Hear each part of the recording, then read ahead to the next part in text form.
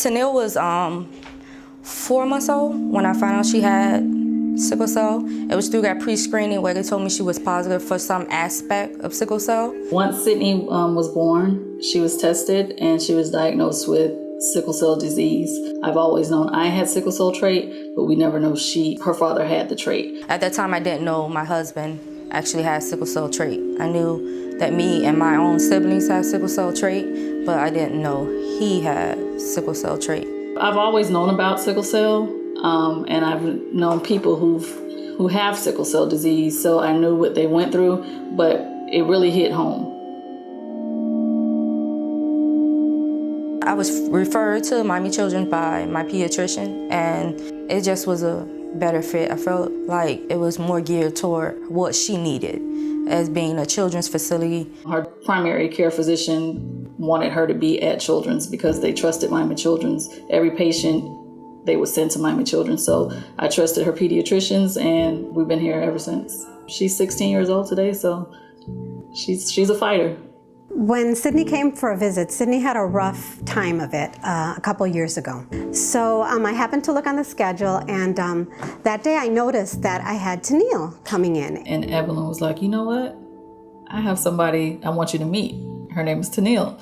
She's about your age. She has sickle cell disease, and I think it'd be good for you guys to meet, call each other, text each other. The girls have had similar pain crisis episodes, and so I figured that they would,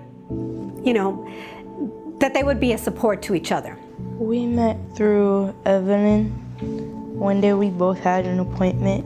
I was about to leave, and she was like, she wanted me to meet somebody and introduce us. I never really knew anyone else with sickle cell around my age group. Like my parents would always tell me of someone else who had sickle cell, but I never really knew them or really got the chance to meet them. So meeting Tenille was good. Evelyn's the first person that actually did that, where she's trying to make same age so they can relate to each other. Right.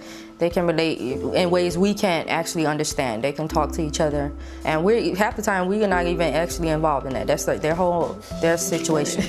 So they text each other and contact each other, and it's actually been good. It's a bond there.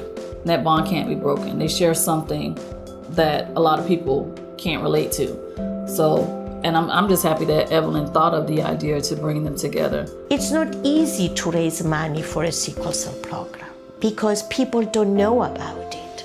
And one of our goals is to get the condition known in the community. And in particular, with our African American population having as much as 1% incidence of sickle cell disease and 8% incidence of sickle cell trait, this is a significant number of patients that need to be cared for.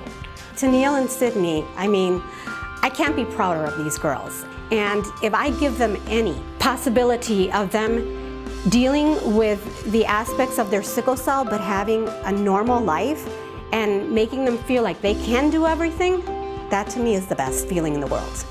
Nothing can replace it.